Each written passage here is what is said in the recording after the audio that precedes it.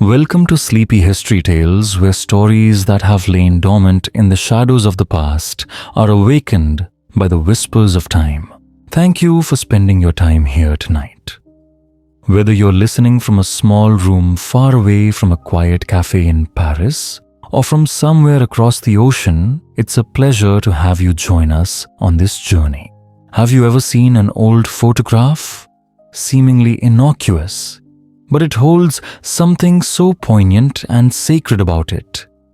A small, blurry detail, but one that carries something painful and sacred about it. The same goes for that 1861 photograph, a southern family, and between them a woman of color. Her hands in white gloves, her gaze strangely calm. Only over a century later did people learn. Hidden beneath that glove was a scar, a mark of crime, and also a symbol of silent resistance. Tonight, join me in listening to the story of Rose Cooper, a woman who turned pain into a testimony of resilience and left behind a message that history once tried to hide. They say most photographs from the Civil War era blend together. After a while, faded faces, frozen expressions, moments captured by glass and silver. But sometimes, one image refuses to stay silent. Dr. Jennifer Marshall had spent 15 years at the Smithsonian's National Museum of African American History and Culture. She'd seen thousands of images, proud Confederate soldiers, solemn plantation owners, and those haunting family portraits where the enslaved were always present, yet never seen. But one humid August morning in 2024, a single daguerreotype arrived and stopped her cold. It had come from a Charleston estate, dated March 1861, just weeks before Fort Sumter. The photograph was typical at first glance. The Beaumont family posed proudly on the grand veranda of their rice plantation. The wealthy stood front and center, the enslaved blurred at the edges. Jennifer almost filed it away without thought, until she noticed her. At the far right edge stood an enslaved woman in a plain cotton dress and white gloves. That detail alone was unusual. House servants might wear gloves during formal occasions, but something about these felt wrong. The left glove bulged strangely around the palm and fingers as though it concealed something. Jennifer leaned closer to the high-resolution scan. The woman's posture was tense, her left hand held unnaturally still against her side. Her expression carefully blank, as if to guard herself from the camera's intrusion, betrayed nothing. But her eyes, they were different, fierce, intentional. Why would anyone wear damaged gloves in a formal portrait? Jennifer murmured to herself. The Beaumonts were clearly wealthy. They would never allow imperfection in their display of refinement. Unless the gloves themselves were meant to hide something unspeakable. She checked the metadata. The photographer was Marcus Stein, one of Charleston's finest, known for his extraordinary precision. The image clarity was stunning, unusually crisp for 1861. Every thread in the cotton, every grain in the wooden railing, every pattern in the woman's simple dress could be seen. But those gloves refused to fade into the background. Jennifer printed a high-resolution copy and studied it under magnification. The distortion wasn't random, it had structure, as if something rigid, deliberate was wrapped beneath the cotton. Her pulse quickened. She reached for her phone. "Ray, it's Jennifer. I need infrared and X-ray imaging on a daguerreotype. Can you fit me in today?" 2 hours later, in the museum's conservation lab, the room buzzed softly with equipment. Dr. Raymond Torres, the museum's senior conservation scientist, handled the fragile photograph with care. "What exactly are we looking for?" he asked. The woman's left hand, Jennifer said quietly. There's something under that glove. The scan began. The infrared image bloomed on the monitor. Strange heat signatures, delicate layers of density emerging from beneath the surface. And then, there it was. Jennifer drew in a sharp breath. Beneath the fabric etched into the woman's very skin lay a web of raised tissue, unmistakable patterns of scarred flesh. Raymond stared. Those are burns, he whispered. Old. Deeply healed. He paused, voice faltering. And look at the pattern. Jennifer's eyes narrowed. Across the palm, the scars formed deliberate shapes letters. A T and a B interlocked at the center, and below them, faint numbers. 23, Jennifer murmured. Brand marks. The silence in the lab felt heavy, almost sacred. She was branded, Jennifer said softly, like livestock. Raymond's hands stilled. In his 20 years handling relics of slavery's cruelty, he had seen horrors frozen in time.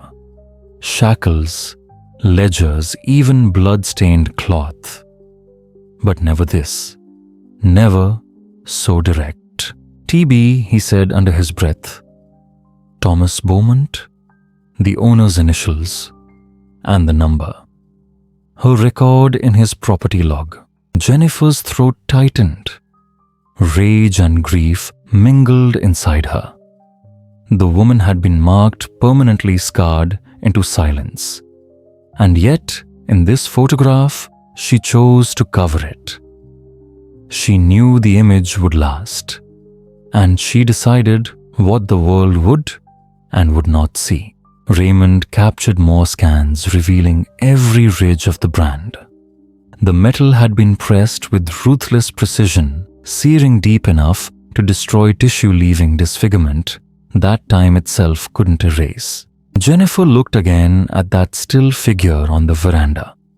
The white glove, the quiet defiance behind her eyes, and whispered to no one in particular. She wanted to be remembered, but not as their property. And perhaps, she thought, that's why the photograph had found its way to her desk. The image on the screen revealed more than either of them was ready for. Raymond adjusted the display, his voice low. The scarring runs deep. The skin would have been pulled so tight she could barely move her fingers. That's why her hand looks so rigid. It wasn't just posed that way. It hurt to move. He paused, pointing to another section of the scan. And look here. On the back of the hand, more burn patterns. They branded both sides. Jennifer felt the air leave her chest. For a long moment, she said nothing. When she finally opened her eyes again, she stared at the original daguerreotype with a new understanding. A quiet, reverent horror. The woman's gloves weren't for modesty. They weren't for formality. They were a choice, a deliberate act of resistance. In a photograph meant to display the Beaumont family's wealth and gentility, this woman had claimed the smallest yet most profound form of rebellion. She had refused to be seen as property. I need to find out who she was, Jennifer whispered. She requested every item that had come in with the Beaumont estate donation. Letters, ledgers, diaries, legal papers. The archivist, Elizabeth Chen, delivered 3 heavy boxes to her office. Jennifer cleared her desk, took a slow breath, and began. It was painstaking work. Plantation records rarely named the enslaved beyond first names and ages. Whole lives reduced to a few inked lines. Sarah, 28. Mary, 35. No surnames, no histories, no identities, just numbers and appraised values. But Jennifer had one key: the brand and the date of the photograph. March 1861. She began cross-referencing every woman listed between 30 and 35 years of age. 17 names fit that narrow window. And then something. In Thomas Beaumont's personal diary, dated February 1861, she found a chilling entry: commissioned Stein for family portrait. I've instructed Rose to attend. Her presence will demonstrate our civilized treatment of the servants, particularly given recent abolitionist agitation. Jennifer froze. A name. Rose. She turned quickly to the property ledgers and scanned the 1860 records. There it was. Rose, 32 years old, house servant value, $1,200. Sparse notation. But one detail stood out: a reference code beside her entry. See acquisition record 1847-023. Jennifer's hands trembled as she dug through the donation boxes until she found the right folder. The paper inside was brittle, yellowed with age. She unfolded it carefully, and there it was: bill of sale. One Negro woman named Rose, approximately 18 years of age, purchased from the estate of William Hartwell of Georgia for the sum of $800. Mark applied per standard protocol. Identification: TB23 hold. Jennifer sank into her chair, heart pounding. TB23. The exact same marking revealed beneath that glove. Rose had been sold at 18, taken from Georgia, branded and forced into servitude in South Carolina. 14 years later, she stood on that veranda silent but defiant. Her left hand covered not in shame, but in strength. 14 years of enduring the mark they gave her. 14 years of refusing to let it define her. And when her image was captured for eternity, she decided what history would remember: not their cruelty, but her quiet defiance. Still, Jennifer needed to know more. Who was Rose before this? What pieces of her life had survived beyond the ledgers? She reached out to Dr. Angela Price, a historian at the College of Charleston, known for her work on Low Country slavery. 3 days later, Angela arrived at the Smithsonian carrying folders and copies from the Charleston archives. The Beaumonts were meticulous, Angela said, spreading the documents across Jennifer's desk. Thomas Beaumont saw himself as a man of science. He tracked weather crops and the people he enslaved. Among the papers was a small, faded medical log from the plantation physician. One entry caught. Both their eyes dated August 1847, just months after Rose's purchase. Treated Rose new acquisition for severe burns to left hand and wrist. Brand application resulted in excessive tissue damage. Prescribed poultices and restricted duties for 6 weeks. Hand will bear permanent scarring and limited mobility. Jennifer's stomach turned. The detached clinical language only made the cruelty more unbearable. But Angela wasn't finished. She slid another document across the table. A letter from William Hartwell to Thomas Beaumont, dated June 1847. This, Angela said softly, changes things. Jennifer began to read. Regarding the girl Rose raised in the house, literate despite restrictions, potentially troublesome but valuable for domestic duties. Jennifer looked up wide-eyed. She could read and write. Angela nodded gravely. Yes. And that was incredibly dangerous. In most southern states, literacy among enslaved people was strictly forbidden. Those who could read risked mutilation or death if discovered. And yet, Rose had learned. Somehow, somewhere, someone had taught her. That act alone spoke of courage, of quiet rebellion. As Jennifer stared at the name Rose written in the old ink, she realized she was not just uncovering a name from history, she was tracing the echo of a mind that refused to be erased. The woman in the photograph had not simply survived. She had remembered. And perhaps, through her hidden scars and defiant eyes, she was asking the world to remember her too. "There's more," Angela said, softly handing Jennifer a fragile sheet of paper. "I found this in the Charleston Historical Society archives. A letter written in 1865 by a woman named Rose Cooper." The name lingered in the air like a whisper from the past. She was responding to a Freedmen's Bureau notice, Angela continued, about displaced persons looking for family. Jennifer took the letter in trembling hands. The paper was thin as moth wings, but the handwriting? The handwriting was steady, careful, educated. Each word perfectly formed, as if written by someone who knew the weight of being heard. It was a plea.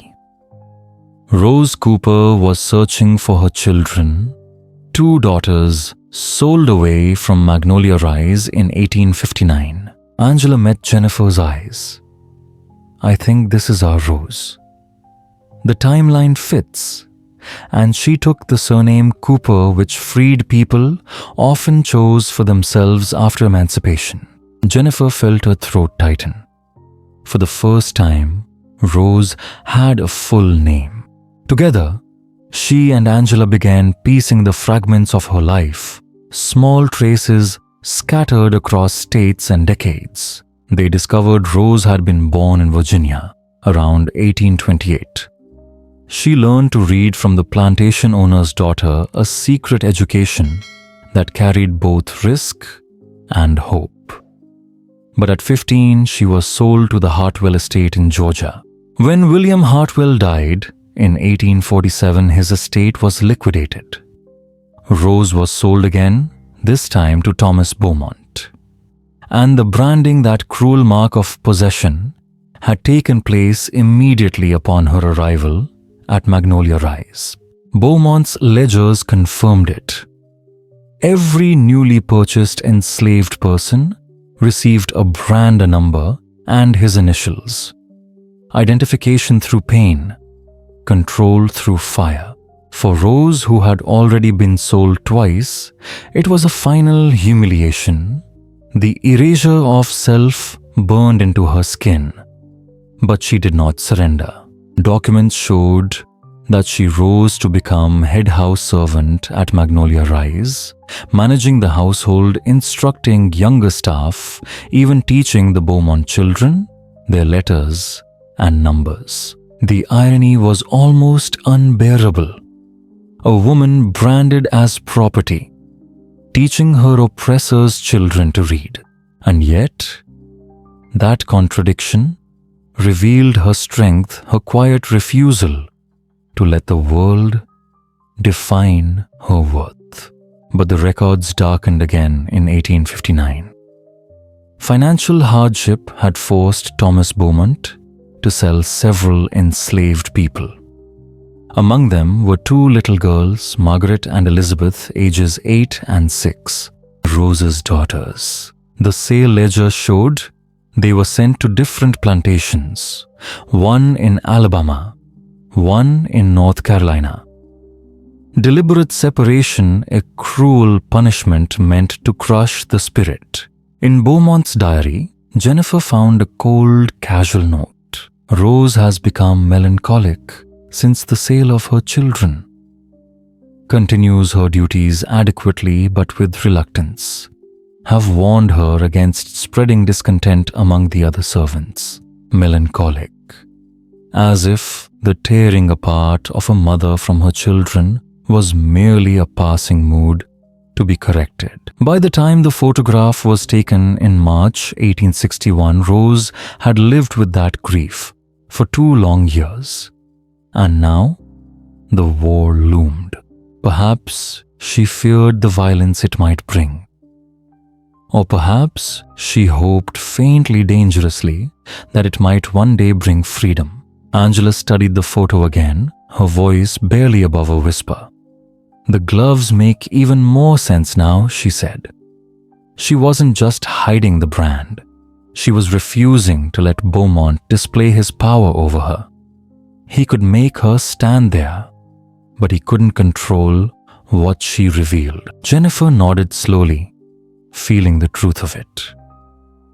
In a world designed to strip her of humanity, Rose had found a small but unbreakable way to reclaim it. Still, one question haunted Jennifer more than any other. The letter from 1865 showed Rose searching for her children. But did she ever find them? Did she live to see them again? She couldn't let that question go unanswered. Jennifer reached out to genealogist Marcus Johnson, a quiet, methodical man who had dedicated his career to tracing African American family histories through the near impossible chaos left by slavery. Finding descendants from 1861 is difficult, Marcus said when they met, but not impossible. We know Rose had 2 daughters. If either survived to adulthood, there may be family lines to follow. The 1870 census will be key. It was the first to list formerly enslaved people by full name. Together, they began where Rose herself had left a trail, her 1865 letter to the Freedmen's Bureau. In it, she listed her address as Charleston, her occupation as a laundress, and her hope still searching for Margaret and Elizabeth. Marcus dug into the 1870 census, and there at last he found her. Rose Cooper, age 42, literate, living in Charleston with a man named James Cooper, listed as her husband, and 1 child, Ruth, age 8. Jennifer felt a wave of emotion she couldn't name.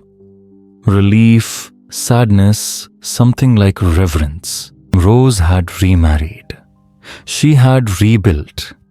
She had another child after the war. "Now we have a living line," Marcus said quietly. "Ruth Cooper. We can trace from here."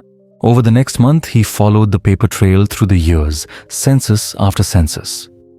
Marriage certificates, death records, faint ink on aging parchment. Each discovery was like a heartbeat echoing faintly across time. By April of that year, Magnolia Rise had been abandoned. Union troops briefly occupied the estate, and afterward the property was seized by the Freedmen's Bureau as part of Reconstruction. For a few years, it was converted into a field school for newly freed families. Records showed that Rose Cooper herself had returned there once briefly in 1866. A local report noted that she came searching for any trace of her daughters and for the graves of those who had not survived. She found neither, but she left behind her name, written in the Bureau's ledger, Rose Cooper, looking for Margaret and Elizabeth. The plantation fell into ruin over the following decades. By the early 1900s, what remained of Magnolia Rise was swallowed by overgrown fields and the slow encroachment of forest. When archaeologists later excavated the site, they found the foundation of the great house shards of fine porcelain, and in the servant quarters, fragments of slate tablets and chalk. Evidence perhaps of Rose's quiet defiance of the lessons she continued to teach in secret. As Jennifer stood in that same ruin 160 years later, she thought about the chain of small acts that had carried Rose's story across time a gloved hand concealing a brand, a hidden lesson in literacy, a letter to the bureau, and finally, a photograph that refused to let the world forget. Rose Cooper had been enslaved, branded and silenced, but not erased. The image that once served as propaganda for her oppressor had become her own testimony. And now, because of one photograph, one letter, and one family, willing to remember her voice had returned quiet, steady, unbroken. Jennifer watched as Dorothy and her family stood before the glass case one last time. "She's home now," Dorothy whispered. "After all this time, she's home." 2.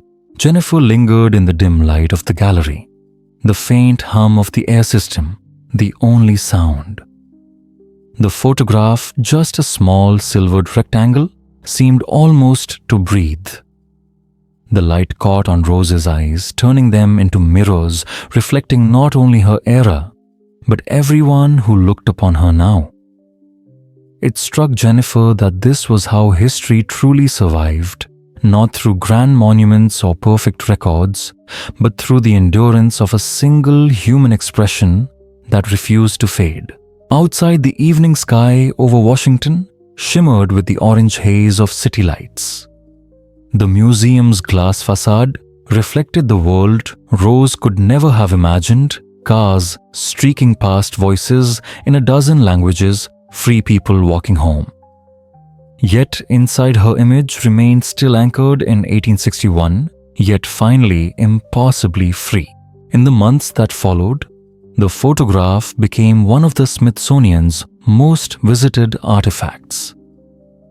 Teachers brought students to see it, genealogists cited it as a case study, and descendants of other enslaved families reached out, inspired to trace their own forgotten histories.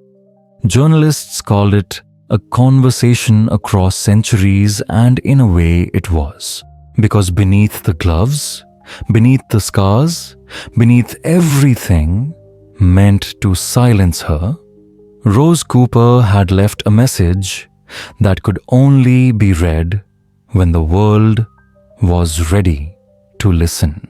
And at last, it was.